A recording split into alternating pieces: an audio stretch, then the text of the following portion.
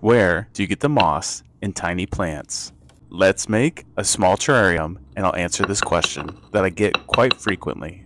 For this small terrarium, I'm building up the drainage layer using aquarium sand in tan and white. I'm using this small spoon because it gives me more control when building up the layers. Then, I give the glass a little shake to even it out. Next, I'll add a couple scoops of terrarium soil.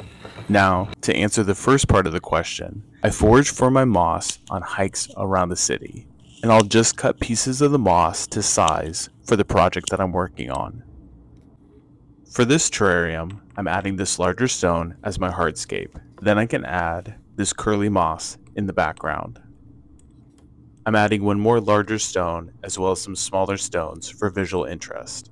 Now, for the second part of the question, I get the tiny plants from propagations. This is my propagation box.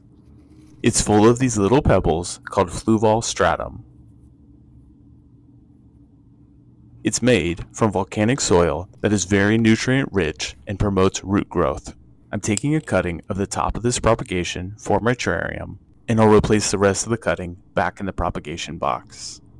I'm using distilled water and replacing the cork top to keep the humidity high, so this terrarium can thrive.